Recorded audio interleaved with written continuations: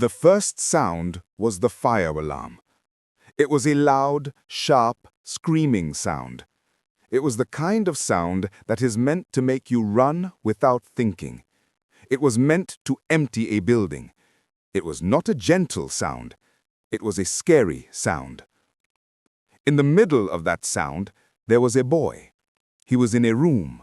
His door was locked, but the lock was not on his side. Someone had locked it from the outside. The door handle was shaking. It was rattling hard. Someone was on the other side, trying to get in, or maybe they were making sure he could not get out. His eyes were wide open, very wide. He was not blinking. In his eyes, you could see the red light from the alarm, flashing, over and over.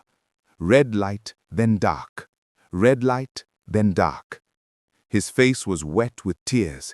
He was breathing very fast. He was trapped. And I was that boy. If I tell you what truly burned that night, you must promise me something. You must promise never to repeat my name. My name is not important anymore. What is important is the truth. The official story is a lie. They said it was an accident. They said it was a problem with the old wires in the walls. They said it was a tragedy that no one could have stopped. They were wrong. The fire was not an accident. The fire was alive, and it was invited. To understand what happened, you have to understand the place. You have to understand Ashbourne International Academy. It was a school in West Africa. It was a modern school, a school for the children of rich and important people. The buildings were new and white. They had glass windows and computers. It was a clean place, a place that tried to forget where it was built. Because around the school, there was an old land, a land with old stories. Right next to the school, just down the hill, there was a small village. Every night, when the sun went down, you could hear the drums from that village. They were ancestral drums. They were played for the spirits of the land. The sound was a low, deep beating sound, like a giant heart. The sound would travel up the hill and into the school. It was a reminder that this land was old, long before the school was built. The headmaster of the school called the drumming local culture. He said it was nice. He said it was part of our experience. But the older people who worked at the school, the caretakers, knew it was more than that. They knew it was a warning. My name was Kelechi. I was not like the other students. My family was not rich. My family was not important. I was at Ashbourne because I was smart. I had won a scholarship. My brain was my ticket into that world, but it was also my cage. The other students, they never let me forget that I was different. I was the scholarship boy. I did not belong. I wore the same uniform, but I was not one of them. My accent was slightly different. My clothes were not as new. I studied too hard. I was a reminder of a world they did not want to think about. A world where money and family names did not matter. A world where only your mind could save you. They hated me for it. There were 3 boys in particular. Their names were Taju, Segun, and Malik. They were the kings of the school. Taju was the leader. He was big, and he had a smile that was not kind. He enjoyed his power. Segun was quiet, but his quietness was dangerous. He would whisper things. Malik just followed them. He laughed when they laughed. They did not hit me, not with their fists. Their weapons were words, they were looks, they were laughing. They would bump into me in the hallway, and my books would fall. They would call me ghost because I was quiet and kept to myself. They would ask me questions in class, pretending to be interested, just to make me talk so they could laugh at how I said a word. They made me feel small. They made me feel like I was nothing. Every day, a little piece of me was chipped away. The teachers saw it, but they did nothing. Taju's father had given the school a new science lab. Segun's mother was a famous diplomat. My parents were teachers in a small town. Who do you think the school would protect? The only person who saw me, the real me, was my sister, Chiamaka. She was at the school too. She was a year younger than me. Where I was all sharp edges and anger, Chi was soft. She was gentle. Her voice was calm. Her smile was warm. She was my safe place. She would find me after one of their attacks. She would put her hand on my arm. Kele, she would say, do not listen to them. Their words are empty. They are nothing. But I could not let it go. Their words did not feel empty. They felt heavy. They felt like stones in my stomach. It is not that easy, Chi, I would tell her. You do not understand. I understand that this anger is eating you from the inside, she would say, her eyes full of worry. Please let it go. It is a poison. But I did not want to let it go. My anger was the only thing that was mine. It was the only thing that kept me warm in that cold, lonely place. My pride was all I had left, and it was a fierce, burning pride. There was one rule at the school that was not written down. It was not in the student handbook. It was a rule the local kids knew. It was a rule the caretakers knew. The students from the cities laughed at it.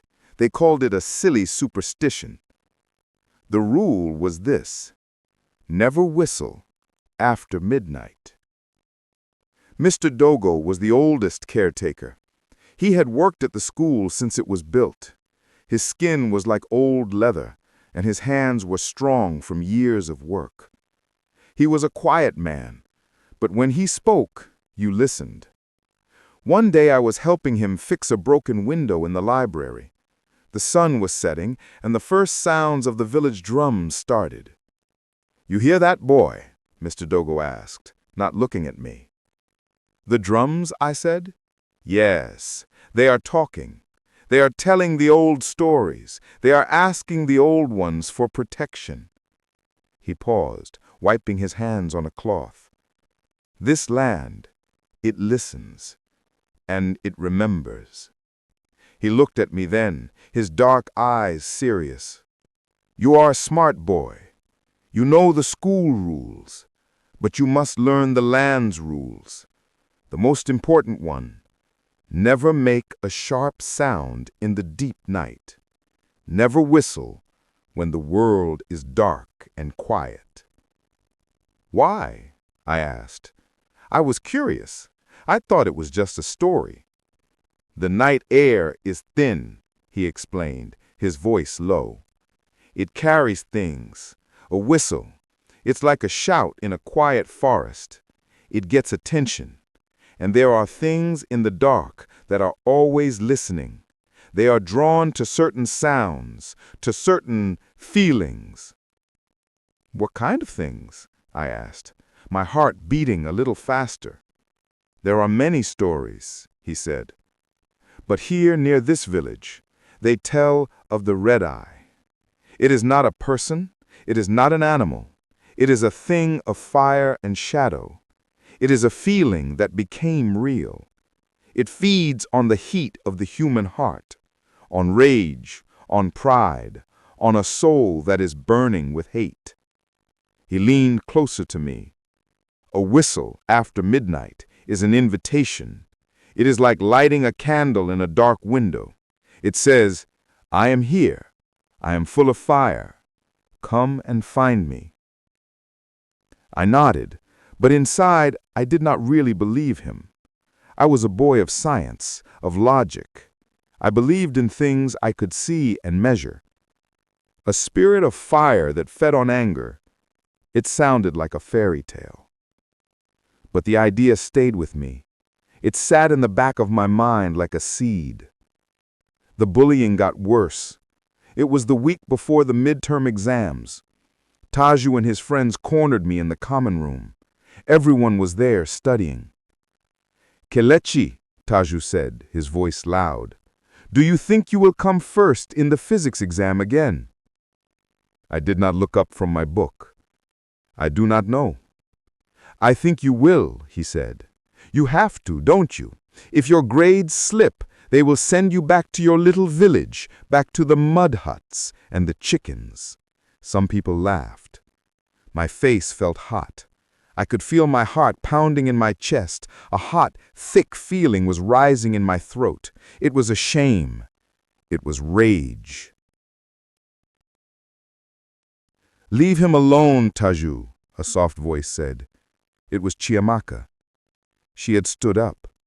Taju just smiled at her. Or what, little sister? Will you fight me? Just go away, she said, her voice trembling. Taju looked back at me. You need your sister to fight your battles? How pathetic. He and his friends walked away laughing. The laughter felt like needles on my skin. Later in my room, I could not study. I could not think. All I could feel was the heat inside me, the humiliation, powerlessness. Mr. Dogo's words came back to me. It feeds on the heat of the human heart, on rage, on pride, on a soul that is burning with hate. I went to the school library, not to the sections with the science books. I went to the old section, the section with books about local history and folklore. I found books about spirits, about legends. I read about the red eye. The stories were all similar. It was a presence that appeared where there was great emotional heat. A house where a family had fought for years would suddenly burn down. A field where two tribes had a bloody battle would later have strange fires. It was not a demon that started fires. It was a spirit that was made of fire. It was born from human emotion. It was a force of nature that fed on the worst parts of us. And the book said you could call it. It was not a spell, it was not a magic word. It was an offering. But the offering was not a goat or a chicken. The offering was your own emotional state.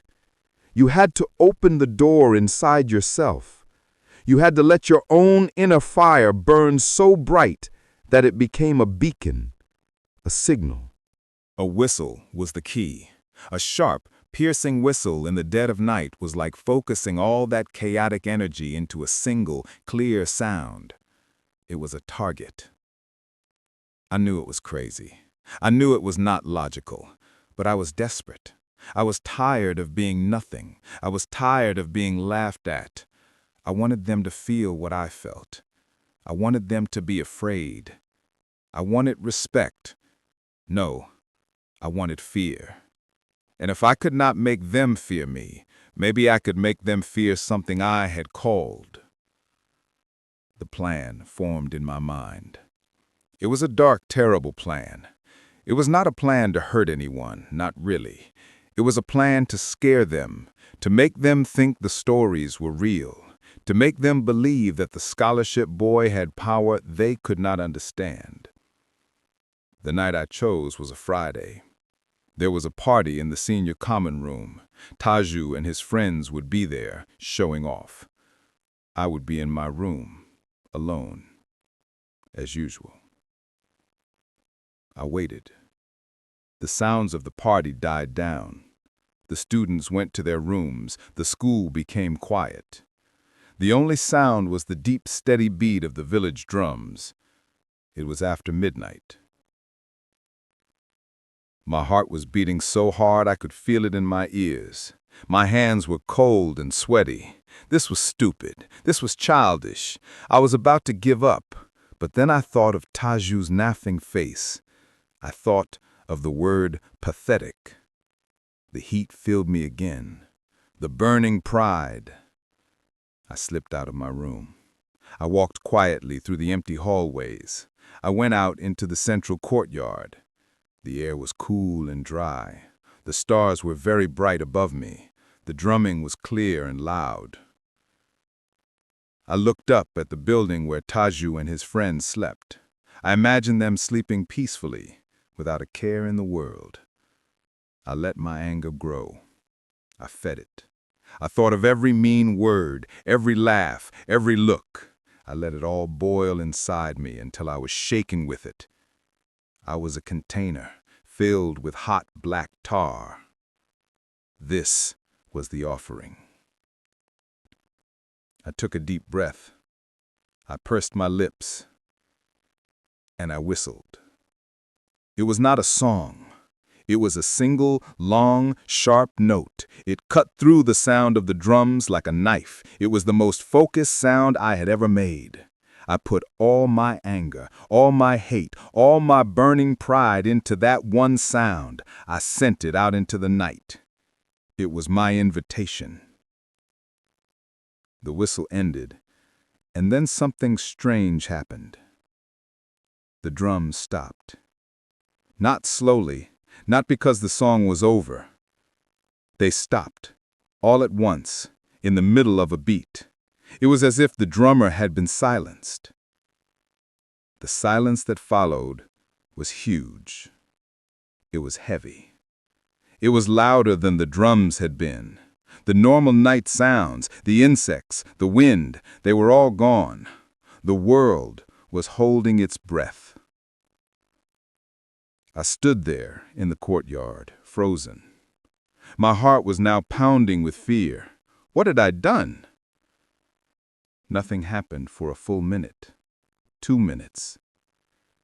I started to feel foolish. Of course nothing happened. It was just a story. I was an idiot. I turned to go back inside, and that is when I felt it. A change in the air. It was not the temperature, it was not the wind, it was a feeling, a pressure. It was like the air itself had become thick, heavy. It was hard to breathe. And there was a smell, a strange smell. It was not the smell of smoke. It was the smell of the air right before a lightning strike, a sharp, electric smell, the smell of ozone. I was scared, truly scared. This was not what I had wanted. I had wanted a little scare, a prank. This felt different. This felt real. I ran back inside. I ran down the hallway to my room. I closed the door behind me and locked it. I leaned against the door trying to catch my breath. My room felt safe. It was my space. My books were here. My thoughts were here. For a little while, everything was quiet. The heavy feeling was still there, but it was outside.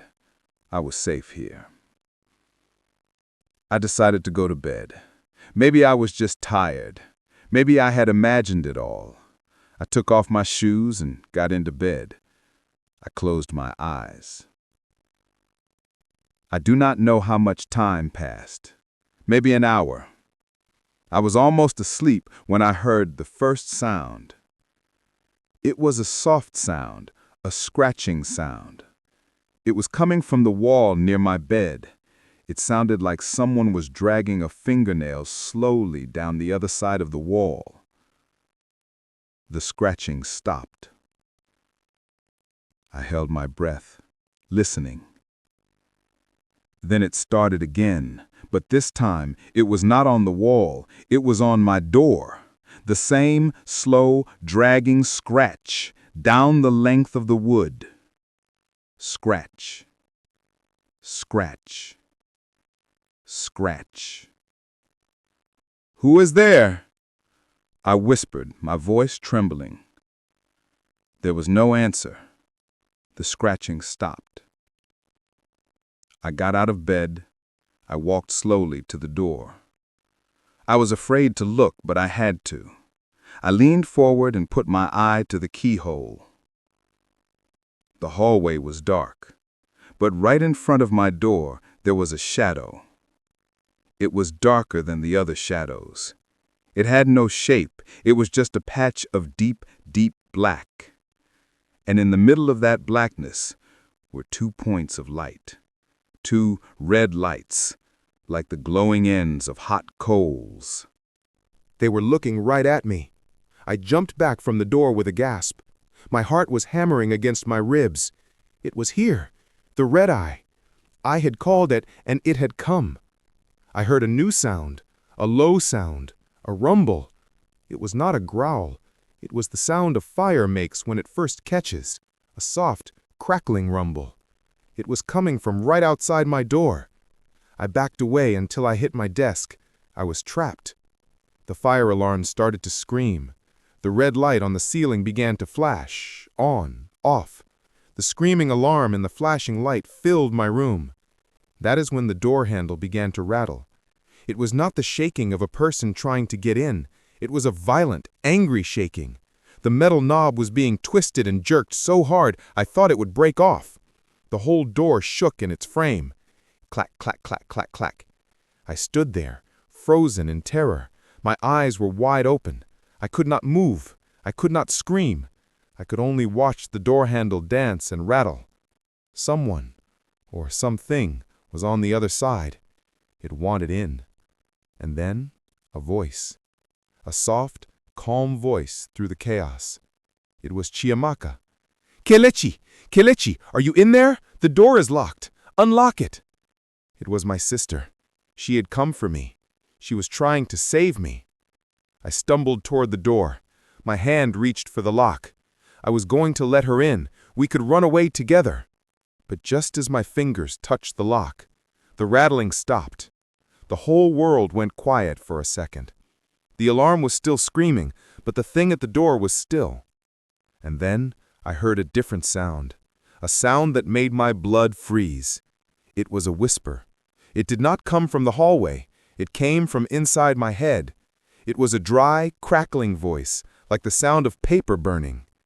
"You called me," the voice whispered. "You offered your fire. Do you now take back your gift?"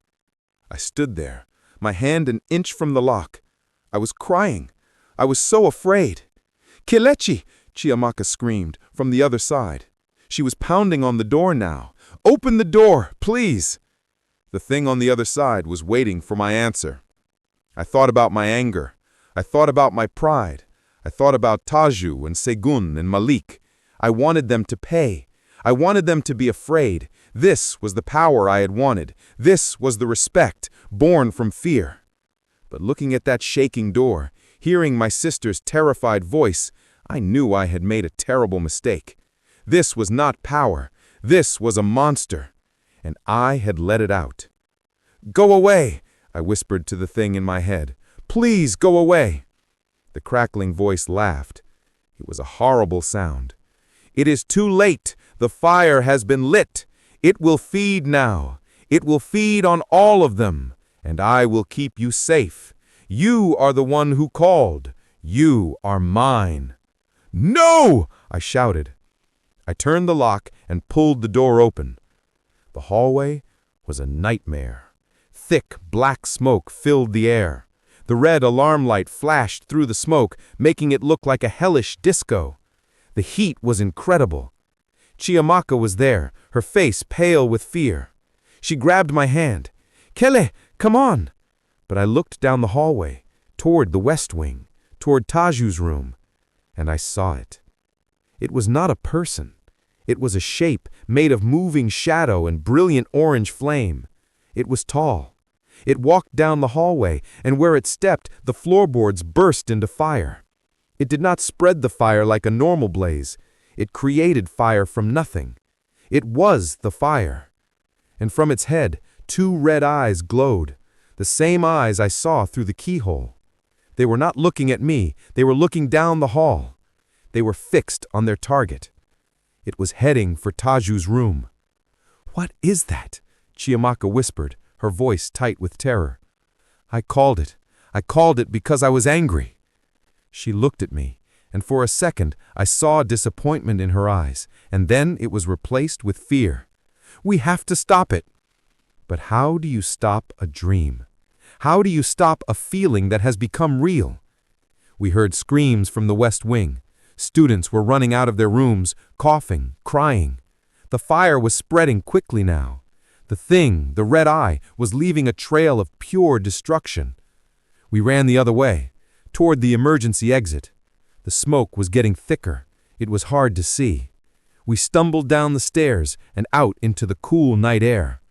The lawn was filled with students and teachers in their pajamas. They were all looking up at the school. The West Wing was an inferno. Flames were shooting out of the windows. The sound was a roaring, crashing, terrible sound. I looked for Taju and his friends.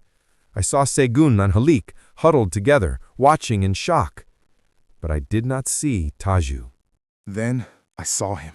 He was at a window on the second floor. He was pounding on the glass, screaming. The fire was behind him. The window was locked. And standing in the room with him, visible through the flames, was the shadowy figure with the red eyes. It was just standing there, watching him. Taju turned and saw it. I saw his face lit by the fire. His eyes were wide with a fear I had never seen before. It was the fear I had wanted him to feel. The thing raised a hand of shadow and flame. It pointed at Taju, and the window exploded outward. Taju fell back into the fire, and he was gone. The thing with the red eyes was gone too. It had vanished. Its work was done. I stood there on the grass, watching the school burn. I was safe. The thing had protected me. It had locked me in my room to keep me safe while I went to do my bidding. It had given me what I wanted. Taju was gone. The others were terrified. But as I stood there, holding my sister's hand, I felt no victory. I felt no pride. I felt only a cold, empty horror. I had used a terrible power. I had let my anger loose upon the world, and it had killed a boy. The fire trucks came. The teachers counted the students. Everyone was accounted for except Taju. They said he must have been trapped. They said it was a terrible accident. But I knew the truth. The fire was not an accident. It was a punishment. And I was the one who had ordered it. That was what truly burned that night. It was not just the school. It was not just a boy. It was me, my humanity, my soul. I had become a monster, just as surely as the thing I had called from the dark. So you see, you must never repeat my name, because the stories are true. The old rules are there for a reason, and the fire inside you, it is the most dangerous fire of all. Do not ever whistle after midnight. You never know what might be listening, and you never know what it might bring back with it. The silence after the fire was louder than the flames had been. We were housed in the gymnasium, on thin mattresses laid out on the cold floor. The air smelled of smoke and fear. No one spoke to me. They just looked. Their eyes were full of questions I could not answer. I was the boy who had been locked in his room, the boy who had almost died. They thought I was a victim. They had no idea I was the architect. But Chiamaka knew. She never said it out loud, but she knew. The way she looked at me had changed. There was still love there, a fierce, protective love, but it was now layered with a new, terrible understanding. She would sit beside me, her shoulder touching mine, a silent promise that she was still there, that she would not abandon me. But in the quiet moments, I would see her staring at her hands, a deep sorrow in her eyes. It was the sorrow of watching someone you love become a stranger to themselves. Her name was Ineka. She entered my life in the wreckage, a quiet beauty emerging from the ashes. Her family had donated money to the school for temporary classrooms. She was new, transferring in after the fire, unaware of the old hierarchies and hatreds. She had eyes the color of dark honey, and a smile that felt like the first day of spring after a long, cold winter. Our first meeting was not dramatic. I was in the temporary library, a large prefabricated hut that was always too hot or too cold. I was trying to lose myself in a physics textbook, to rebuild the walls of logic and reason that had crumbled that night. A shadow fell over my page. "Is this seat taken?" I looked up, and for the first time in what felt like forever, I did not see pity, fear, or suspicion in a person's eyes. I saw simple, open curiosity. She held a book of poetry. I shook my head, unable to form words. She sat down. For an hour, we did not speak. The only sounds were the hum of the generator and the turning of pages. But her presence was a physical thing. It was a calm, warm light in the dark, cold space I inhabited. When she finally got up to leave, she paused. "I'm Ineka," she said. "Kelechi," I managed to whisper. She smiled. "I know." And then she was gone, but the air where she had sat still felt warm. In the following days, she sought me out. She would sit with me at meals, deflecting the cold stares from Taju's old friends, Segun and Mamik. She asked me about my studies. She listened, truly listened, when I talked about the laws of thermodynamics or the poetry of the cosmos. With her, I wasn't the scholarship boy or the fire survivor. I was just Kelechi. She saw the person I was before the anger, the person I was desperately trying to find again. Chiamaka saw it too. One evening as Neka walked away from our table, Chi leaned close to me. "She is good for you," she said softly. "She makes the light come back into your eyes." And it was true. Neka was a balm on my burned soul. My love for her began not as a fiery explosion, but as a slow, gentle thaw. It was the feeling of coming home after a long journey in a bitter land. When I was with her, the memory of the red eyes' crackling voice faded. The weight of Taju's death felt a little lighter. For a few precious hours each day, I could believe that I was just a boy falling in love with the girl.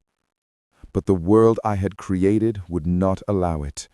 The seeds I had sown were beginning to sprout, and they were poisonous. The school, in an effort to restore normalcy, decided to hold a cultural festival. It was meant to be a celebration of unity. Each student was encouraged to share something from their heritage.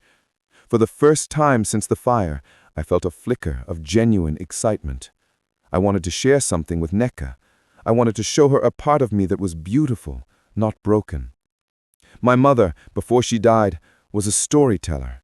She had a small wooden charm, a carving of a tortoise. It was an unadini, a symbol of prudence, protection, and navigating life with care.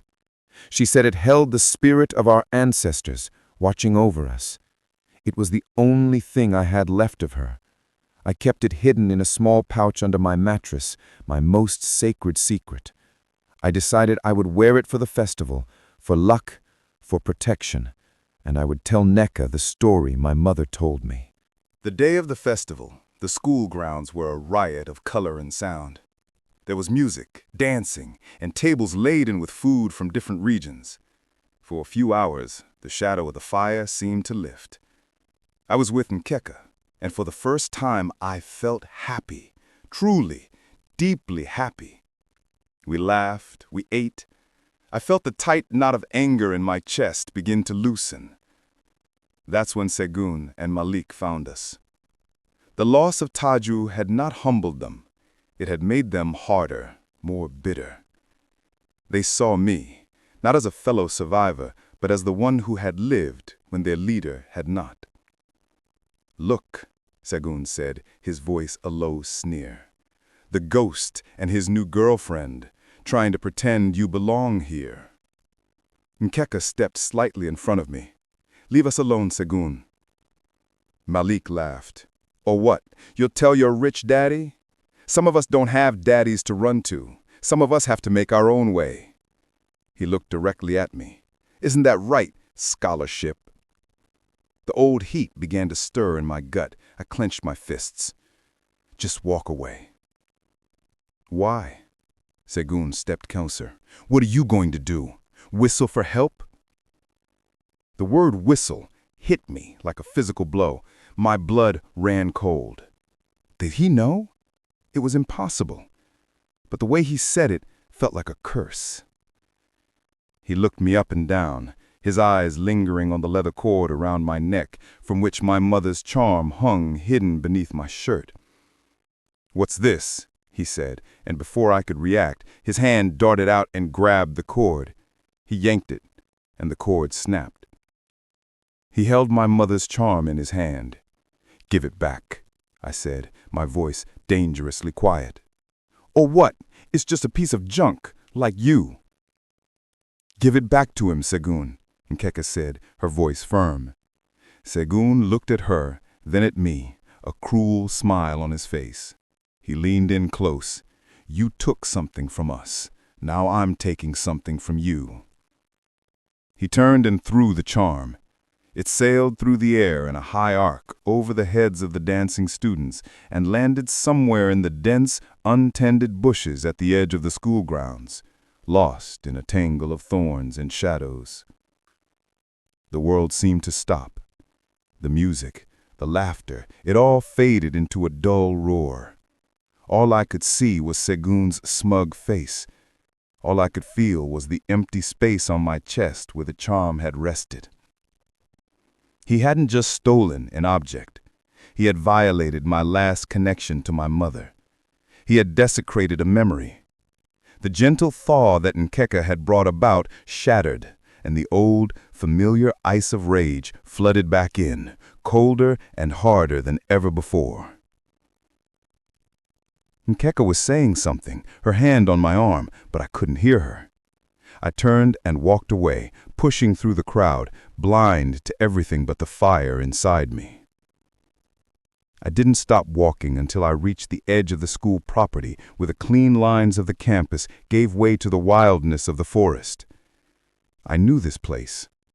There was a path, almost invisible, that led to a small, ancient shrine. It was a place the villagers still used, a pile of smooth, dark stones stacked under an old iroko tree. Mr. Dogo had pointed it out to me once, warning me to never disturb it. Tonight, I came to disturb it. I fell to my knees before the stones. The air was thick with the smell of damp earth and decaying leaves. The drumming from the village had started again, a frantic, pulsing rhythm that matched the beat of my heart. I had no charm to protect me now. I had nothing left to lose.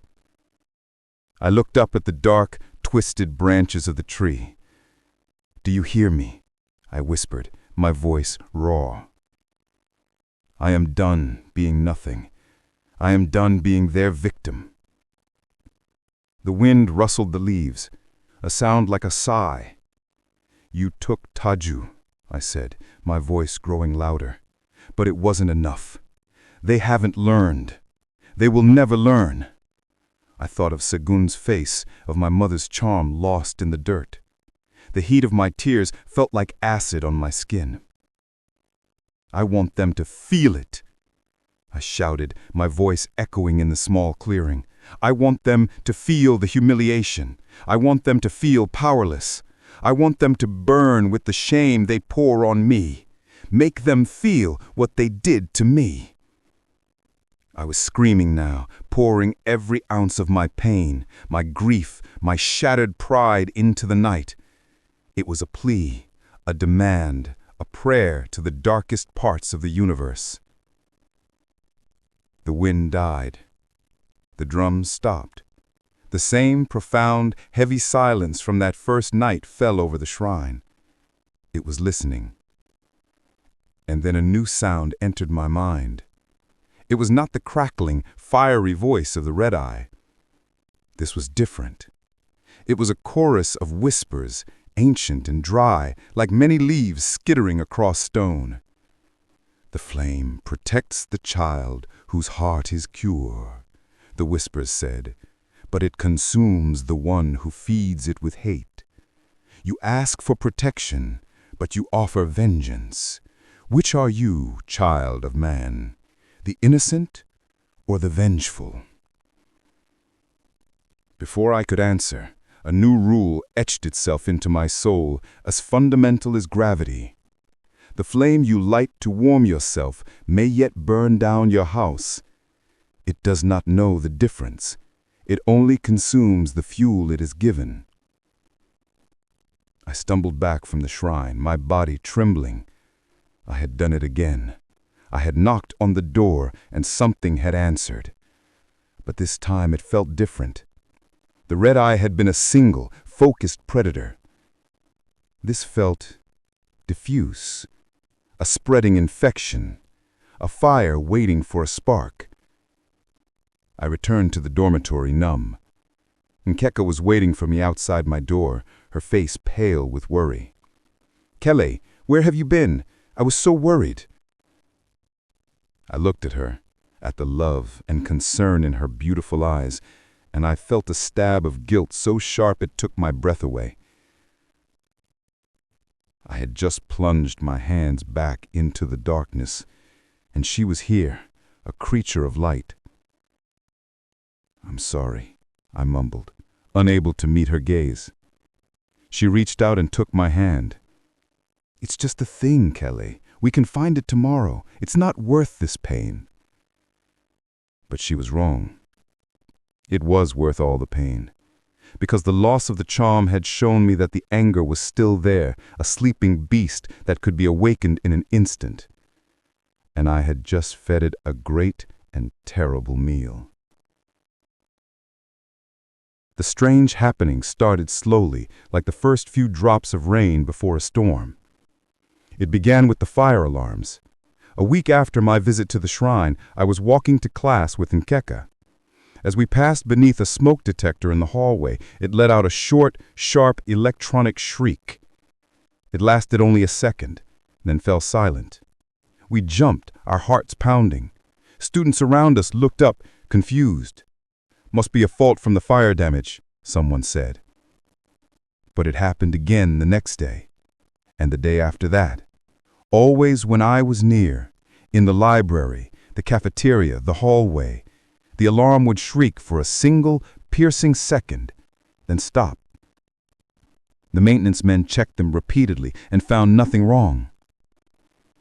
Then came the whispers. I would be studying, or trying to sleep, or talking with Nkeka, and I would hear it on the very edge of my hearing. It was the same chorus of dry, leaf-like voices from the shrine. "Do you still want revenge? The boy with the sharp smile, do you want him to feel the heat?" It was always a question. It was never a statement. It was as if the force I had awakened was waiting for my final confirmation, my direct order. The first time the shadows moved, I thought I was going mad. I was in the bathroom, washing my face. In the mirror, I saw a dark patch on the wall behind me detach and slide like oil across the floor. It moved toward the stall where another boy was brushing his teeth. The shadow wrapped around his feet for a moment, and the boy suddenly yelped and jumped back. "The floor, it just got really hot," he exclaimed. I stood frozen, water dripping from my face. The shadow was gone. The spirits, or whatever they were not subtle. They were testing their boundaries. They were reaching out, but their aim was wrong. They were targeting the wrong people. A few days later, a girl who had once laughed along with Taju came running out of the common room screaming. We rushed in to find that the fabric of the sofa she'd been sitting on was scorched in the distinct pattern of a handprint, as if a creature of pure heat had laid its hand there. The girl was unharmed, but deeply shaken. She had felt an intense, sudden heat, but seen nothing. The most terrifying incident was with the walls. I was walking past the west wing, the burned-out shell of the building still cordoned off. Through a broken window, I saw it. On an interior wall, cleared of soot, faint flames seemed to dance and flicker without consuming the wall. They weren't real flames. They were like projections of fire. And they were forming a name, S-E-G-U-N. As quickly as it appeared, it vanished. I knew with a chilling certainty that these were not random events. This was a build-up, a targeting, and Segun was the next name on the list. The thing I had unleashed was asking for its final payment. I had to stop it. The revenge I had craved now tasted like ash in my mouth. My love for Neka had shown me a different path. I didn't want this darkness anymore. I didn't want anyone else to get hurt. I went to Mr. Dogo. He was sorting keys in his closet, his movements slow and deliberate. "Mr. Dogo," I said, my voice desperate, "it's happening again, but it's different. It's asking me questions. It's hurting the wrong people." He didn't look up. "I warned you, boy. The land listens. You shouted your anger into it. Now it shouts back." "How do I stop it?" I pleaded. "I'll take it back. I don't want it anymore." Finally, he looked at me. His old, milky eyes filled with a profound sadness. "You think it is a dog you can call back with a whistle? You opened a door. You cannot close it just because you're afraid of what is coming through. There has to be a way. The only one who can put out a fire is the one who started it. But the wind does not always obey." I went to the school nurse. I told her I was having stress-related hallucinations, that I was seeing things, hearing things. She gave me a sympathetic smile and some pamphlets on post-traumatic stress. She didn't believe me. I even tried to talk to Segun. I found him alone by the football field. "Segun," I said, "you need to be careful." He looked at me with pure contempt. "What is your problem, fire boy?" "I'm serious. Something is going to happen." He laughed, a harsh, ugly sound. "Are you threatening me after everything? You're even more pathetic than I thought." He shoved me hard in the chest and walked away. I had tried, and I had failed. No one would believe the boy who was known to be unstable, the scholarship student, the fire survivor. The pressure was building. The random alarm shrieks became more frequent. The whispers in my mind were a constant, maddening chorus. "Is it time? Is he the one? Shall we make him burn?" I felt like I was losing my mind. The only solace was Neka. She noticed the change in me, the distant look in my eyes, the way I jumped at sudden sounds. "Talk to me, Kelly," she begged one evening as we sat under the stars, away from the dormitories. "Please, let me in. I see you carrying this terrible weight. You don't have to carry it alone." I looked at her, at the way the moonlight caught the gentle curve of her cheek, and I wanted to tell her everything. I wanted to confess my sins and lay my head in her lap and have her tell me it would be all right. But how could I? How could I tell this beautiful, good person that I had summoned a force of darkness that had killed a boy and was now stalking another? That the weight I carried was the weight of a human life? So I lied. I told her it was the trauma of the fire, the pressure of my studies. I saw the doubt in her eyes, but she accepted it. She held my hand, her touch a temporary anchor in my raging sea. "I love you, Kelechi," she whispered into the night. The words should have been the happiest of my life. Instead, they were a dagger. I was not worthy of her love. I was a monster, and I was drawing her deeper into my cursed world. The school administration, in its infinite wisdom, decided it was time for another fire drill. They said it was to reassure students, to restore a sense of safety. For me, It was a countdown to a nightmare.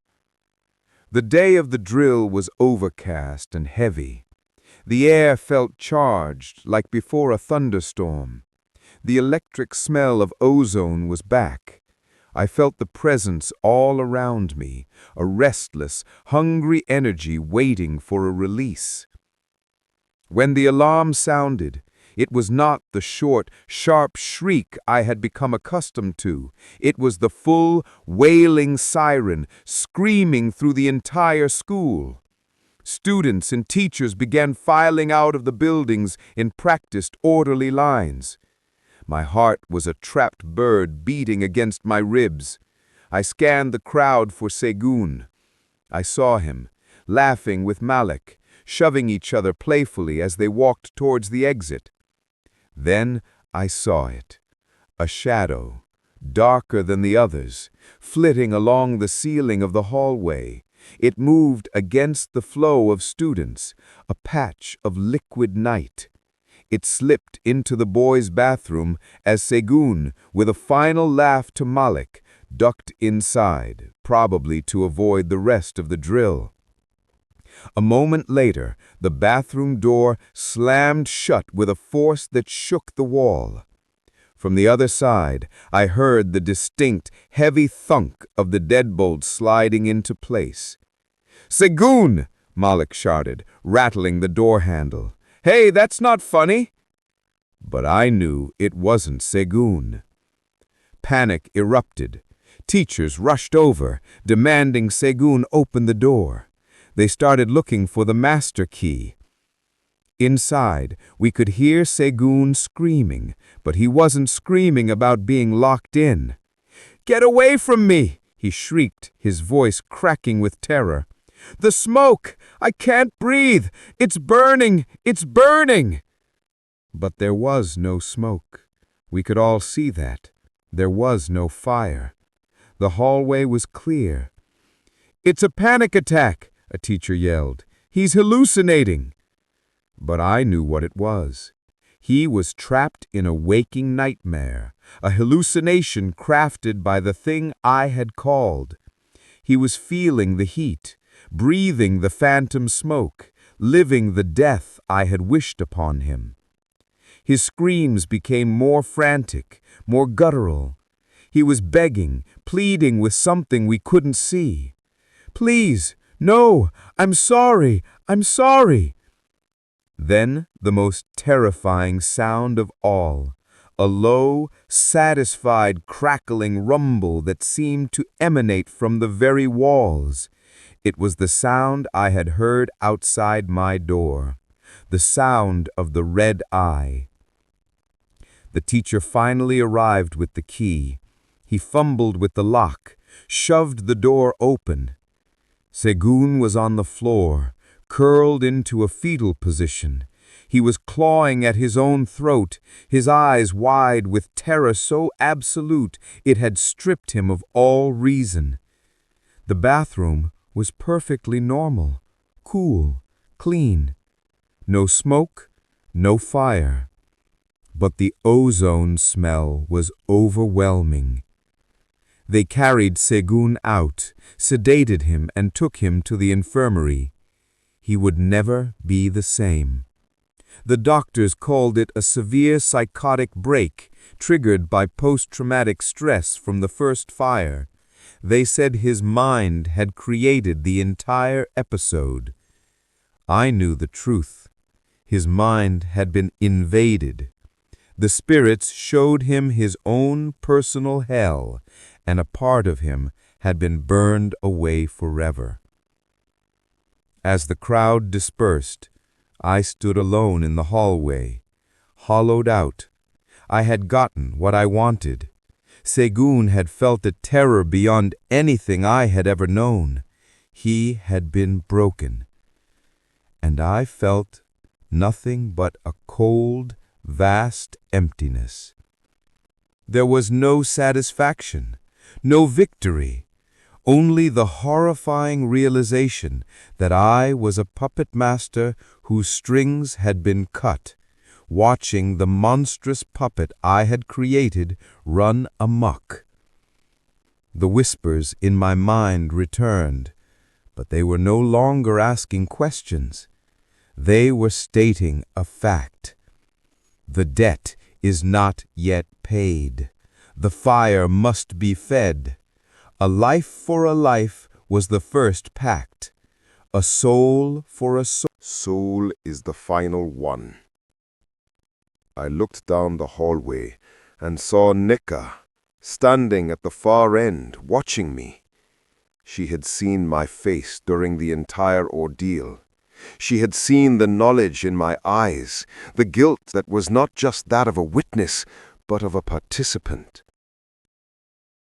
The final, terrible understanding dawned on me. The spirits did not just demand a sacrifice. They demanded the ultimate price. They demanded the thing that had given me a reason to live, the thing that had shown me the light. They demanded the fuel of my own heart. They were going to come for Nika. My love for her had been my redemption, but in the twisted logic of the vengeful spirits, it had become my greatest vulnerability. It was the purest fuel for the final cleansing fire. I had set this in motion with my hate, and now it would conclude by consuming my love. The revenge was not worth the price. It had cost me Taju's life, Segun's sanity, and now it threatened to consume the only pure thing I had left. I was losing control completely, and the final cost would be a price I could never, ever pay. I was no longer the summoner. I was the next victim. The silence after Segun was taken away was a living thing. It was heavier than the smoke, colder than the fear. Students shuffled back to their classes, their faces pale, their voices hushed. They spoke of trauma, of psychological scars, of the terrible toll the first fire had taken. They created a logical, comfortable box to put the horror in. I was the only one who knew the box was empty, and the horror was loose, walking among us, wearing the face of my own choices. I stood in that hallway long after everyone had left, rooted to the spot by a dread so complete it felt like my feet had fused with the floor. The whispers in my mind had fallen silent, but their final message echoed in the hollow chambers of my soul. A soul for a soul is the final one. They were not just coming for Nika. The threat was broader, more terrible. It was a hunger that would not be satisfied until it had consumed everything I held dear. I felt a hand on my arm. It was Nika. Her touch, once a source of such comfort, now felt like a brand. I was leading a lamb to the slaughter. "Kelechi," she said, her voice soft but firm. "Look at me." I couldn't. I stared at the scuff marks on the floor, at the place where Segun's sanity had been scraped away. "Everyone is saying it was a panic attack, but that's not what you think, is it?" I shook my head, a tiny, miserable movement. "Tell me," she pleaded.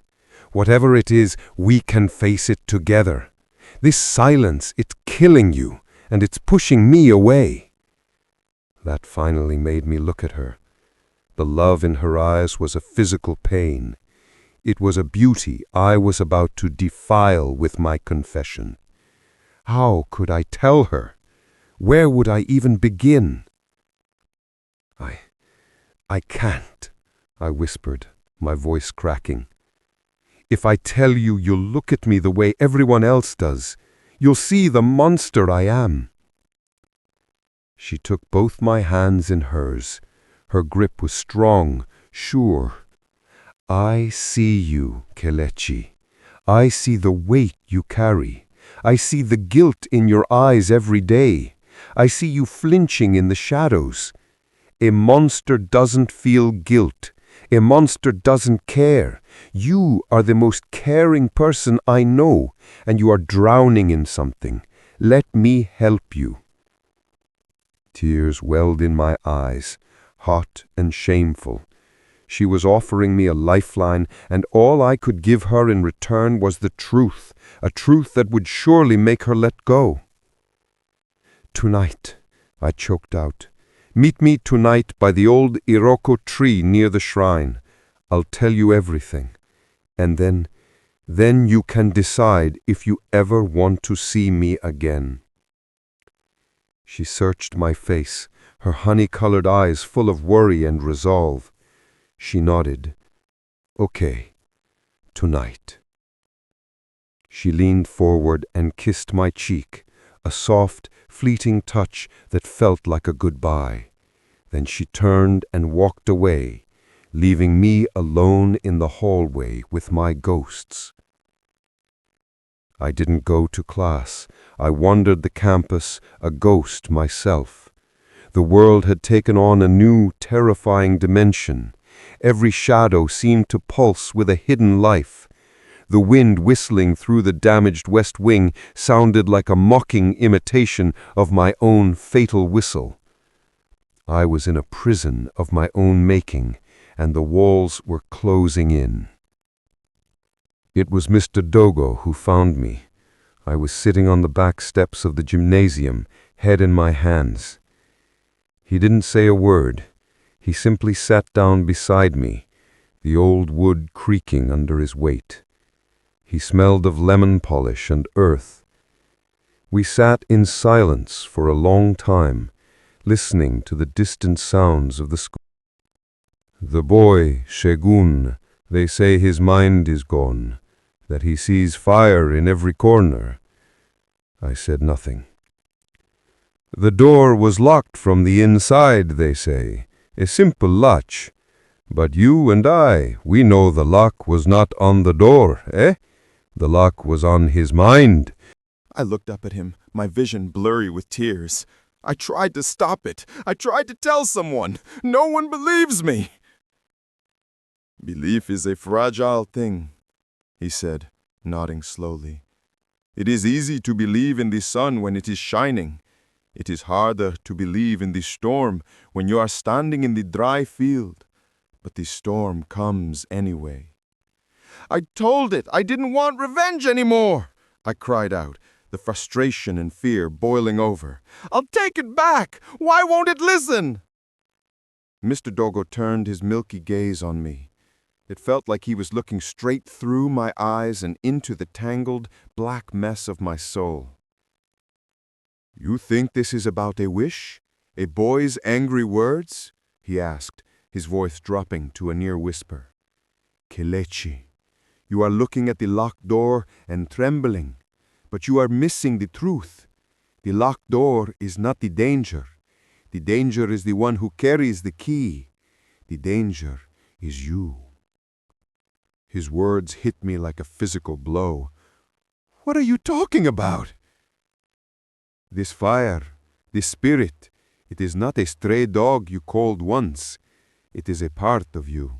It always has been." He leaned closer, his ancient face grave. "You have your mother's eyes. Did you know that?" The sudden shift confused me. My mother? She was a woman of great fire, too, a passionate heart, but hers was a fire of life, of protection. He paused, choosing his words with care. "The red eye, it came for you once before. You were very small, a toddler." A cold knot tightened in my stomach. I had no memory of this. "It was in your old home, in your village," Mr. Dogo said, his voice taking on the rhythmic quality of a storyteller. "A small fire started in the kitchen. No one thought much of it. But the fire, it moved. It crawled under the door. It climbed the walls. It ignored everything else and came to your room. It wanted the child with the fiery spirit, the one who would one day be so full of pride and anger. I listened, frozen, as he spun a past I never knew. Your mother, she fought it, not with water, but with something stronger. She had a charm, an udene from her own mother. She stood in your doorway, and she faced the heat and the shadow. She offered it her own life, her own spirit, as a substitute for yours. She poured all her love, all her protective energy into that little wooden tortoise and placed it around your neck. The fire took her. It consumed her completely. But it left you alone. The charm had done its work. It had sealed the part of you that called to it, the part it wanted to feed on. It made you invisible to the red eye. The world tilted on its axis. My mother hadn't just died in a house fire. She had been murdered by the same entity I had invited back into my life. She had sacrificed herself for me. And the charm? The charm wasn't just a memento. It was a shield, a lock on a door inside me. And I stammered, the horror dawning. When Segun stole it, when he threw it away. You broke the lock. You opened the door. The protection your mother gave her life for, you threw it away for a moment of pride. The red eye remembered your scent, Kelechi. It had been waiting for years. You did not call a new spirit. You welcomed back an old enemy. And you have been feeding it ever since with your hate.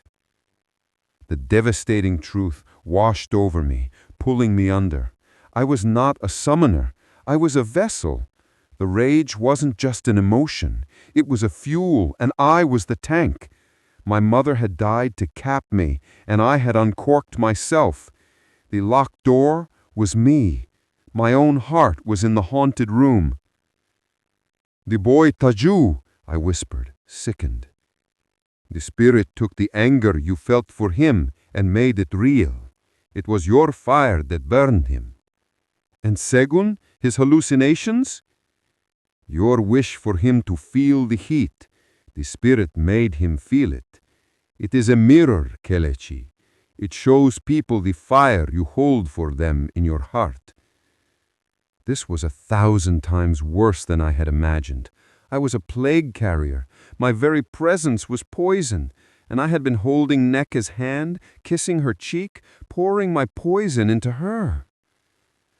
But the whispers, I said, desperate for any shred of separation from the thing, they ask me questions. They talk to me. Of course they do. It is your own voice, the part of you that still wants revenge, that still burns with pride. It is the fire talking to itself, deciding what to burn next. The final piece of the nightmare clicked into place, the ultimate reversal of sympathy. I had spent so long seeing myself as the victim, the bullied boy fighting back. But I was the villain of the story. I was the danger Chiamaka had always warned me about. I was the monster. Who? I asked, my voice a broken thing. Who will it go for next? It said, a soul for a soul. Mr. Dogo's face became a mask of profound grief. He looked away, toward the school. The spirit is clever. It knows your heart better than you do. It will not go for the one you hate. That is too simple. It will go for the one you love the most, the one whose loss would be the final perfect fuel for your eternal rage, the one whose protection is your greatest weakness. My blood ran cold. Neke, I breathed. But Mr. Dogo shook his head slowly. No, boy, think. Your love for the new girl is a bright, clean flame, but it is new. The deepest roots are older. It is the love that has been there since the beginning. The love that has endured your anger, your silence, your darkness. The love that saw your mother die and swore to protect you. The fire demands a sacrifice of equal value to the one it was denied years ago. A mother's life for a sister's soul. The world stopped. Chiamaka, my sea, my gentle protective sister, the one who had stood between me and the world my whole life, the one who had tried to pour cool water on the embers in my heart. The spirit was going to target her, not because I hated her, but because I loved her more than anyone in the world. Her death would complete the cycle my mother had broken. It would fill me with a grief and rage so absolute that I would become a permanent blazing beacon for the red eye, a host for its fire forever. The reversal was complete. In a single, shattering conversation, I had been transformed from a vengeful outcast into a desperate hero who had to fight the most terrifying enemy imaginable. His own vengeful wish, his own corrupted soul, to save the person he loved most in the world. I shot to my feet, a new frantic energy coursing through me. Where is she? Where is Chiamaka? She was helping in the infirmary, with Segun. I didn't wait another second. I ran like I had never run before, pushing past students, ignoring their shouts. The logical part of my brain was gone, replaced by a single screaming imperative. Find Chi. Protect Chi. I burst into the infirmary. It was quiet, sterile. A nurse looked up, startled. Chiamaka! I yelled. Where is my sister? She pointed a finger down the hall. She just left. She was upset. She said she was going back to her dormitory to rest. Her dormitory, in the east wing, a wing that had been untouched by the first fire, a wing that was now a potential death trap. I turned and sprinted out the door, taking the steps two at a time. The sun was beginning to set, painting the sky in hues of orange and red, a beautiful, cruel mockery of the element that hunted my family. The electric smell of ozone was back, stronger now, clinging to the back of my throat. I had to find her. I had to warn her. But how do you warn someone that the monster under the bed is real and it's living inside your own brother? I skidded to a halt outside her dorm room. The door was slightly ajar.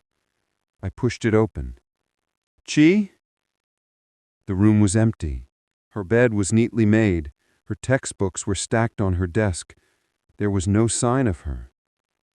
Panic, cold and sharp, seized my heart.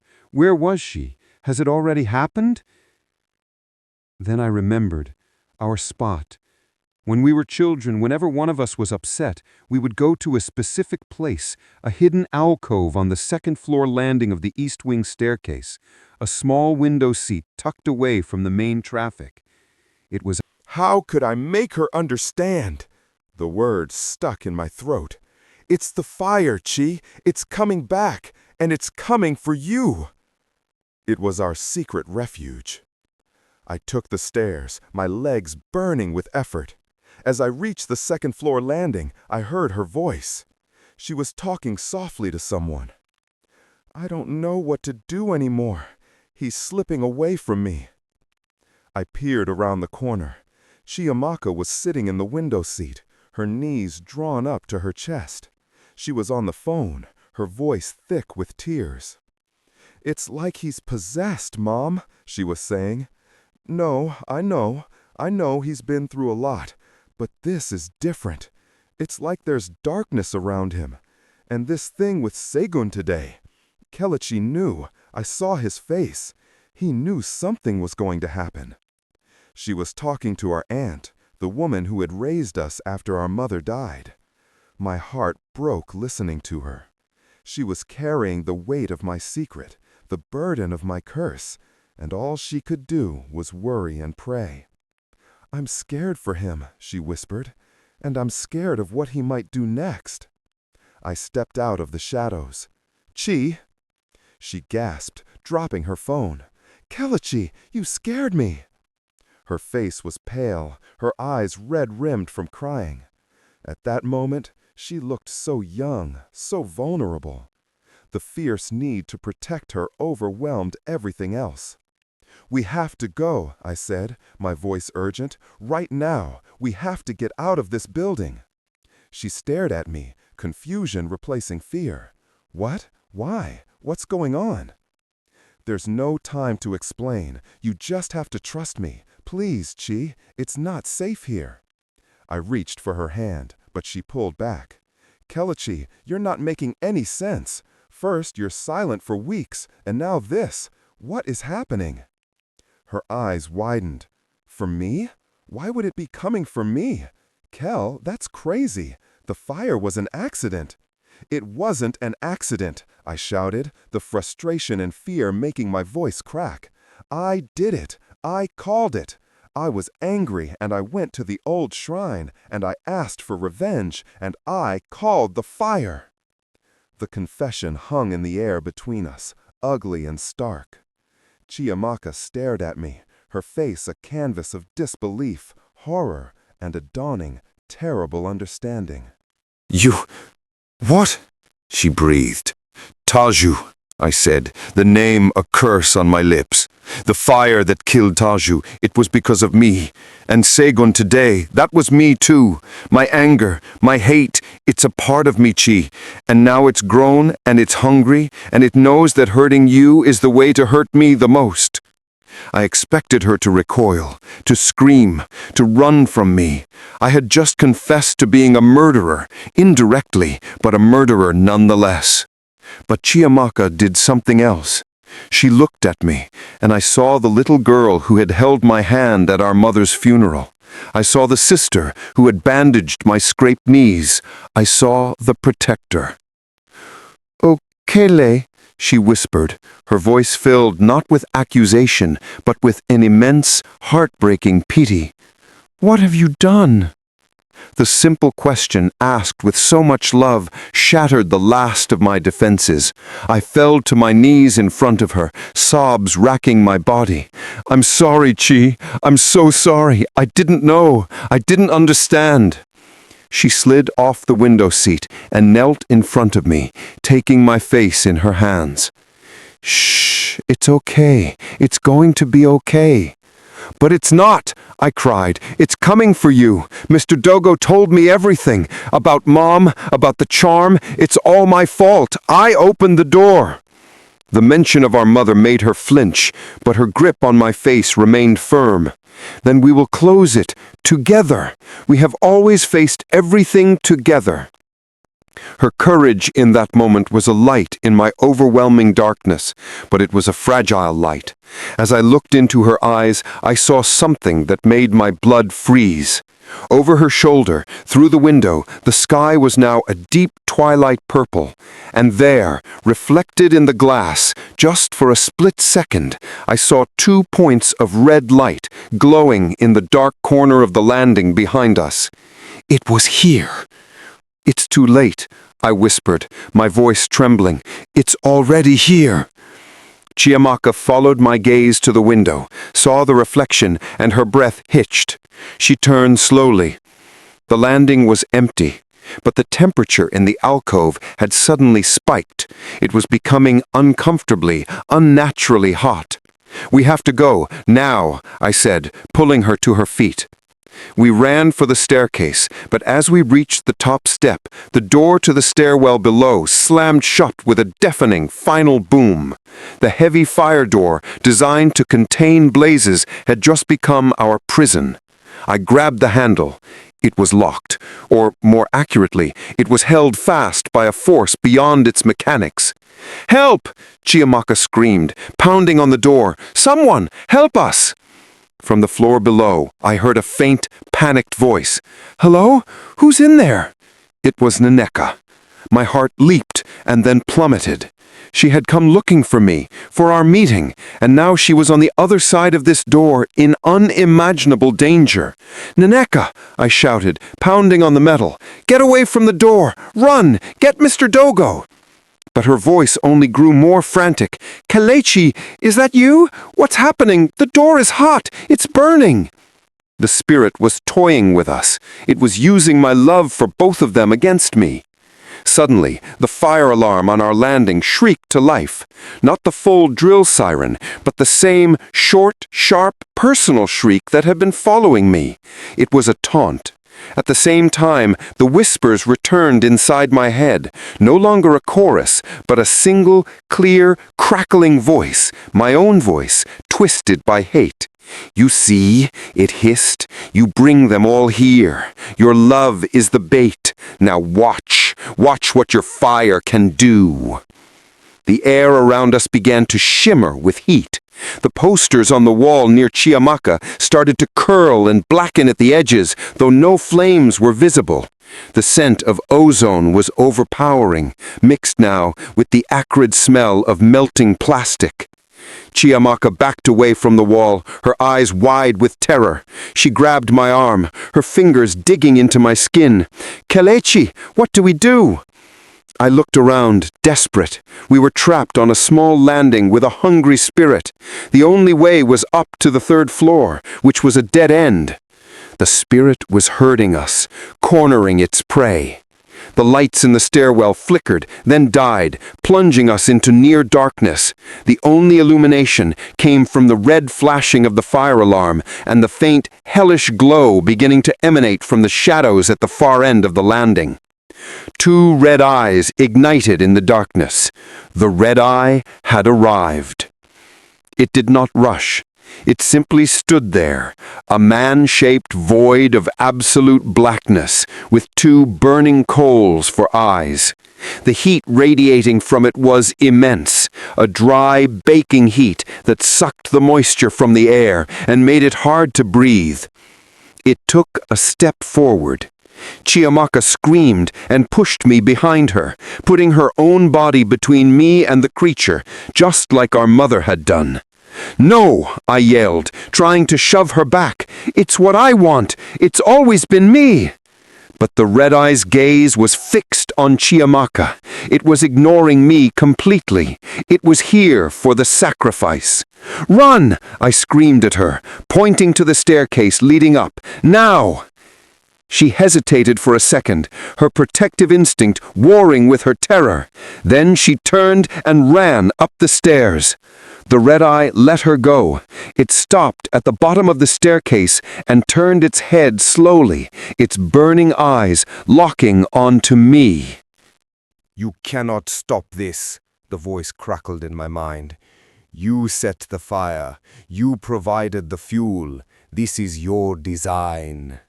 "It's not," I shouted back, my voice echoing in the concrete stairwell. "I reject it. I take it all back. My anger, my hate, my revenge. I don't want it anymore." "It does not matter what you want," it replied, taking a step toward me. "It only matters what you are, and you are the fire. You always have been. When she is gone, you will burn brighter than the sun. You will be ours forever." It began to advance up the stairs toward me, its form seeming to absorb the little light there was.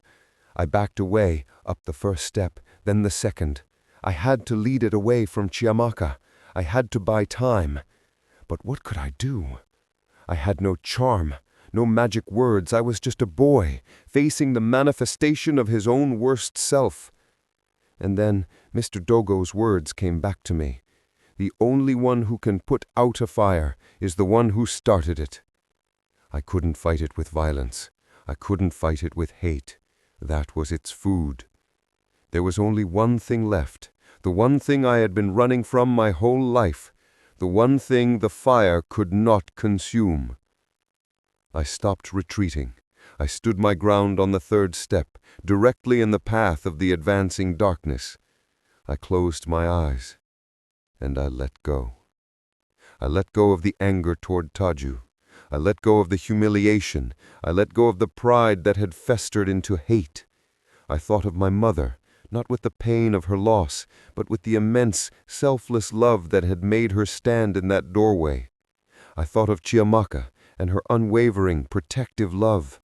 I thought of Neka and the gentle, healing love she had offered me. I focused on that love. I gathered it all. my mother's sacrifice, my sister's loyalty, Neka's faith. I gathered the memory of every kind word, every gentle touch, every moment of true connection. I built a wall inside my heart, not of stone, but of light. A wall made not of fighting the darkness, but of simply being light. The heat intensified. The red eye was right in front of me. I could feel its presence, a blistering emptiness. "What are you doing?" Its voice hissed, but it sounded confused, uncertain. "I am not fire," I whispered, my eyes still closed. "I am in love." I opened my eyes and looked straight into the two burning coals of its face. "And love," I said, my voice steady now, "does not burn. It quenches." I took a step forward into the heart of the heat. I did not raise my hands to fight. I simply stood, pouring every ounce of love I had, every memory of goodness, every shred of forgiveness, for Taju, for Segun, for Malik, and most of all for myself, directly into the creature. For a moment nothing happened. The red eye loomed over me, its heat unbearable. "What are you doing?" Its voice hissed, but it sounded confused, uncertain. "No, this is not the fuel. This is water." The shimmering heat around us vanished. The oppressive weight lifted. The red eye's form dissolved into a million motes of black ash, which then themselves vanished, leaving behind only the faint, fading smell of ozone. The fire alarm stopped shrieking. The lights flickered back on. The stairwell door below burst open, and Mr. Dogo stood there, with a terrified Neka behind him. They looked up at me, standing alone on the staircase, unharmed.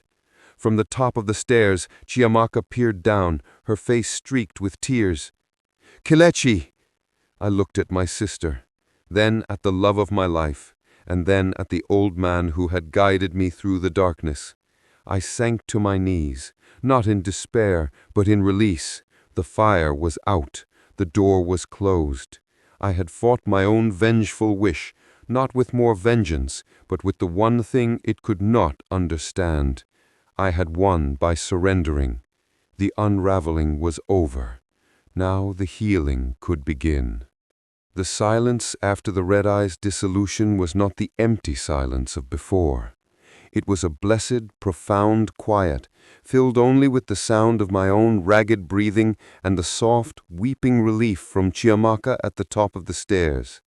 The unnatural heat was gone, replaced by the cool, still air of the concrete stairwell. The red alarm light had ceased its frantic flashing, and the normal, fluorescent hum of the lights overhead was a soothing, mundane melody. For the first time in months, the pressure in my head was gone. The whispers were silent. The constant, simmering anger that had been my companion, my fuel, had been extinguished. I felt clean, hollowed out, but clean. I had faced the manifestation of my own hatred, and I had not fought it with more hate. I had disarmed it with the one thing it could not comprehend: unconditional love. "Kelechi!" Neka's voice was a sob as she rushed past Mr. Dogo and up the stairs. She threw her arms around me, her body trembling. I held her tightly, burying my face in her hair, breathing in her scent, a mix of vanilla and sunshine, a scent that was the very antithesis of smoke and ozone. "I thought I'd lost you," she whispered, her tears warm against my neck. "The door was so hot, and the sounds—" "It's over," I murmured, the words feeling true and solid in my mouth. "It's really over." Mr. Dogo climbed the stairs slowly, his wise old eyes taking in the scene. Chiamaka descending shakily, me holding Neka. He didn't smile, but the deep lines of worry on his face seemed to soften. "You faced yourself, boy," he said, his voice full of a quiet respect. "And you chose the harder path. You chose to drown the fire instead of feeding it.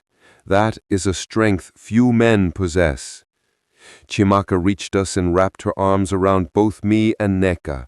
a three-way embrace that felt like a fortress against the world.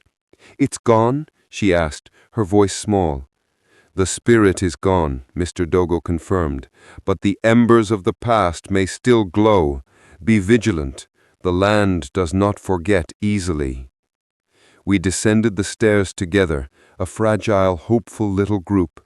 We explained to the gathered teachers and students that it had been a faulty alarm, a pressure build-up from the heating system. They wanted to believe a simple, logical story, and we gave it to them. We were the fire survivors, after all. Our panic was understandable. They ushered us to the infirmary for checkups, clucking with sympathy. For the next week, a fragile peace settled over Ashburn. The random alarm shrieks stopped. The whispering in my mind did not return. The shadows stayed where they belonged, cast by solid objects in the sunlight. I began to breathe easier. I slept through the night. I started to believe that the nightmare was truly behind us. My love for Nneka blossomed in this new, clean air. It was no longer a secret refuge, a stolen comfort in the midst of a storm. It was out in the open, bright and strong. We studied together in the library, our hands intertwined under the table. We walked across the campus, and I no longer flinched at every sound. I told her everything, the full, unvarnished truth. The whistle, the shrine, my mother's sacrifice, the true nature of the fire. She listened, her eyes never leaving mine, and when she was finished, she didn't pull away. She simply held my hand tighter. "You are not your anger, Kelechi," she said firmly. "You are the boy who chose love when it mattered most. That is who you are." Her faith in me was a healing balm. With her and with Chiamaka's steadfast presence, I began to rebuild myself. I was no longer the angry scholarship boy or the haunted fire survivor. I was just Kelechi, a boy in love, trying to find his way. But Mr. Dogo's warning echoed in the back of my mind. The embers of the past may still glow. I saw them, those embers, in the eyes of Segun and Malik. Segun had been released from the infirmary, but he was a ghost of his former self. He jumped at slamming doors, his eyes darting nervously, forever searching for flames that weren't there. He was broken, and everyone knew I had been the last one with him before he shattered. Malik, who had once been all swagger and casual cruelty, now moved with a haunted look. He avoided me completely, but when our paths did cross, his eyes held not just hatred, but a deep, superstitious fear. They were the last remaining tether to that dark time, a walking reminder of the price of my revenge. A part of me, the old prideful part, felt a grim satisfaction seeing them so diminished, but the new part of me, the part nurtured by Nneka's love, felt only pity and a heavy weight of responsibility. Their ruin was my doing. This tension came to a head 2 weeks after the stairwell incident. It was late, and I was walking Nneka back to her dormitory after a long study session. We were laughing, talking about our futures, our dreams, normal, wonderful things. And as we rounded a corner, we almost collided with Malik. He froze, his eyes widening in sheer panic. "I'm sorry for what happened to you, Malik," I said, and I meant it. "I truly am. But it's done. Just leave us alone." I turned and walked away, pulling Nneka with me. I didn't look back. I had won a victory far more important than any confrontation. I had chosen peace. But the land, as Mr. Dogo said, does not forget. And the spirits of a place are bound by a cruel, poetic logic. I had called for revenge. I had offered my hate as fuel. Even though I had renounced it, the debt, in the eyes of the ancient powers, remained unpaid. A wish that is powerful cannot simply be unmade. It must be answered. The final inferno night began not with a shriek, but with a sigh. It was the deep silence of a Saturday night. Most students were in the common rooms or asleep. I was in my room, writing a letter to my aunt, telling her I was doing better, that I was happy. Neka was in her dorm, and Chiamaka was down the hall, studying with a friend. Everything was normal. Then the fire alarm sounded. But this was different from the random shrieks or the practice drills. This was the full, system-wide, apocalyptic wail that had torn through the night of the first fire. It was the sound of an absolute, final emergency. My heart for a moment seized with a familiar icy terror. Had I been wrong? Was it back? I rushed to my door and pulled the handle. It was locked. Not stuck. Not jammed, locked, from the outside. The same cold dread from months ago washed over me. Every door opens except Kelechi's. The locked room had returned, but this time it was my prison. I could hear chaos erupting in the hallway, shouting, screaming, the pounding of feet as students evacuated. I hammered on my door. "Hello, I'm here! The door's locked!" But no one stopped. The panic was too great. Through my window I could see the flashing red and blue lights of fire engines already pulling onto the campus, their sirens adding to the cacophony. But I saw no smoke, no orange glow of flames, nothing. That's when I understood. This was not a real fire, not a physical one. This was a spiritual conclusion, a reckoning. The air in my room began to change. It grew thick, heavy, and carried that sharp electric smell of ozone. The temperature plummeted, then skyrocketed, then plummeted again, a nauseating roller coaster. The whispers returned, but they were not in my head this time. They were in the room with me, a dry, rustling chorus that came from the very walls. "The debt remains," the voices hissed, overlapping, ancient. "A life was taken, a soul was scarred. The offering of your rage was accepted. It cannot be returned." "I renounced it," I shouted into the swirling, invisible energy. "I chose love. I ended it." "You ended the manifestation. You cannot end the consequence." The voices were relentless, coldly logical. The balance must be restored. The fire must be fed its due. The world outside my window seemed to warp. The flashing lights of the fire engine stretched into long crimson streaks. The sounds of panic from outside became distorted, slow and deep, like a record player grinding to a halt. Time itself was bending in this space, in my locked room. And then a vision imposed itself over my reality. I wasn't just in my room anymore. I could see the entire dormitory, like a spectral overlay. I saw students running, terrified, but moving through walls as if they were ghosts. I saw Neka being ushered out by a teacher, her head turning, searching for me. And I saw Chiamaka.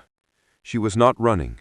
She was standing in the hallway right outside my door, pounding on it, screaming my name. She had come back for me. "No, Chi, run!" I screamed, but my voice was swallowed by the psychic storm in the room. The voices focused, their attention shifting to her. "The sister," they whispered, a sound of dark interest, "the pure soul, the ultimate fuel. Her fear for you, it is a sweet kindling. Her death would be a poem." "No!" I roared, slamming my fists against the door until they bled. "You can't have her." "The debt must be paid," the voices insisted, their tone final. "But there is a balance, an exchange. The spirits are not without their sense of justice." A new vision bloomed in the center of my room. It was Malik and Segun. They were in their own dorm room, huddled together in terror. They weren't part of the evacuation. In this spiritual reality, they were trapped, just like me. and surrounding them, emerging from the shadows of their room, were the same shimmering heat distortions, the same promise of phantom flame that had tormented Segun in the bathroom. The voices presented their deal, their terrible, twisted bargain. Give us the bullies, the ones who lit the fire in your heart, and your sister lives. Their fear, their pain will be sufficient. It will settle the account. Choose, child of fire.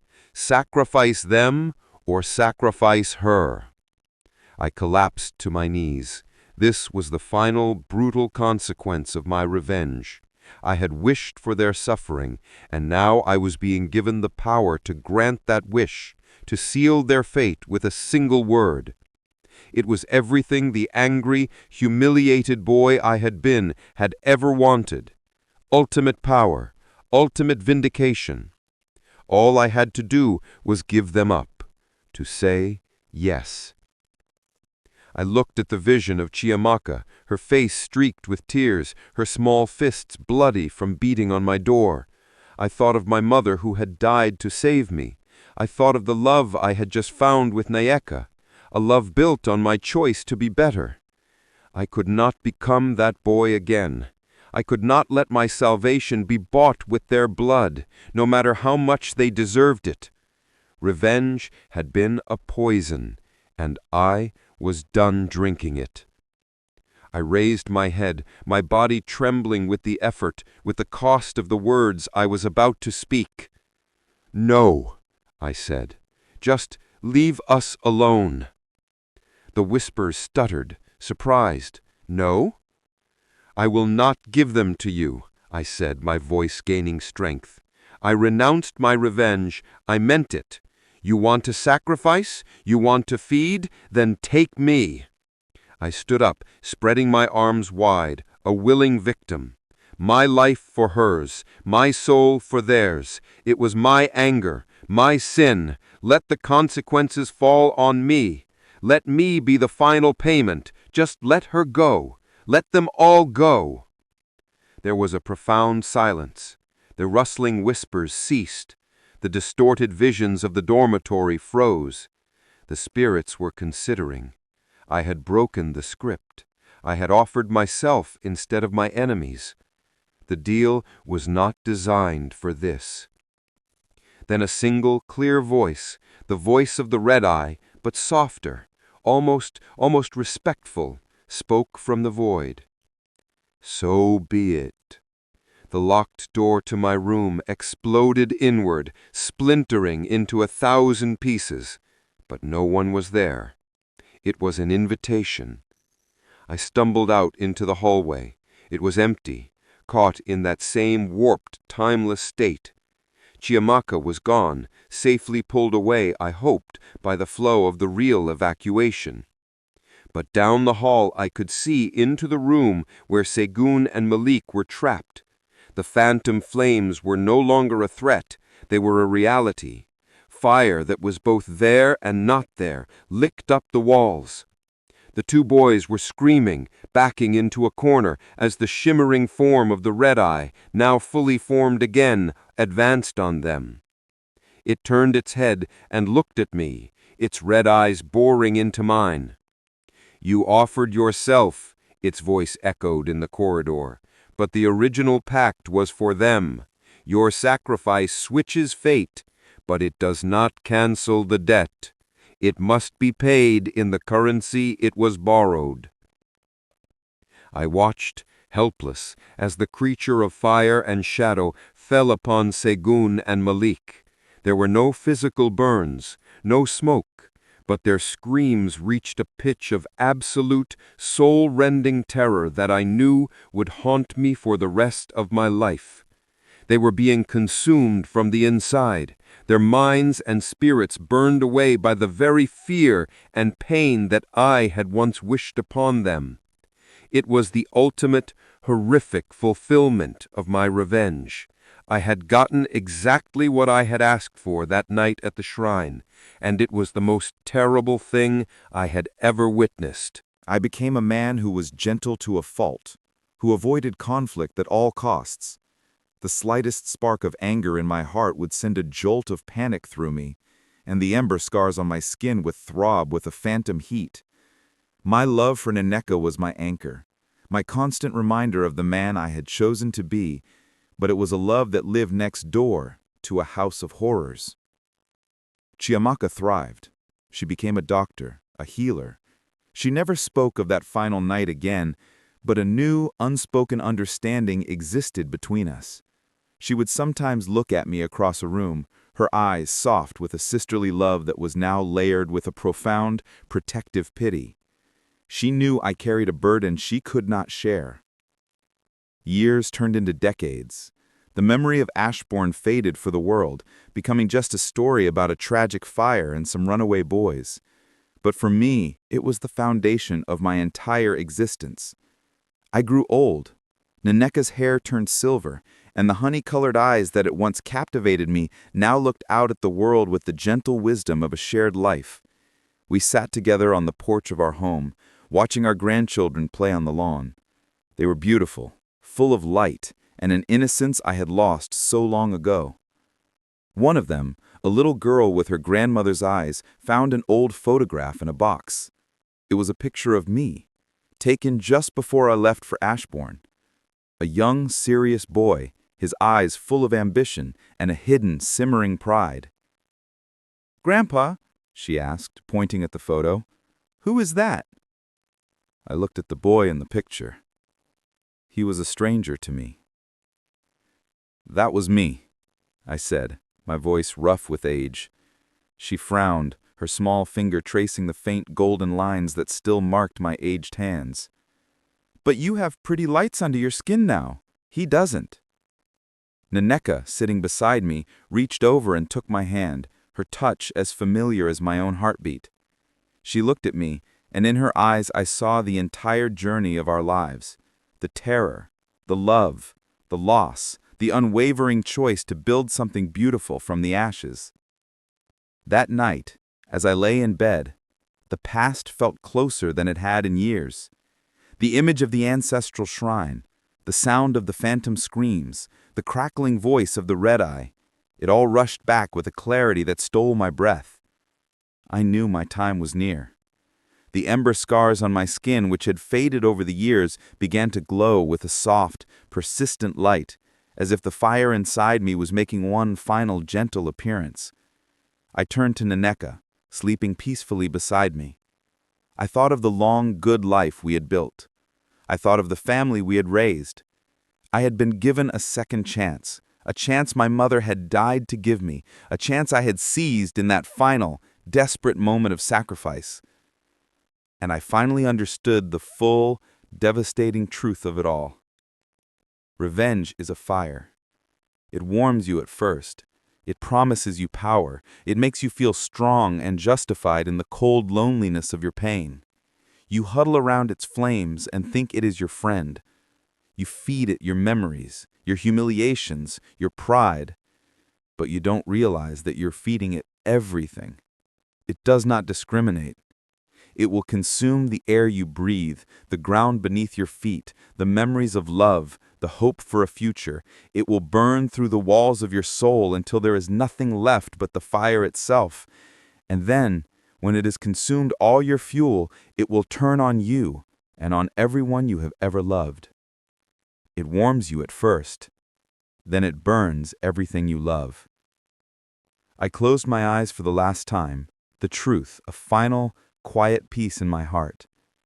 The last thing I felt was not the cold of death, but the lingering, gentle warmth of Nneka's hand in mine. In the world of the living, the story of Ashbourne is all but forgotten.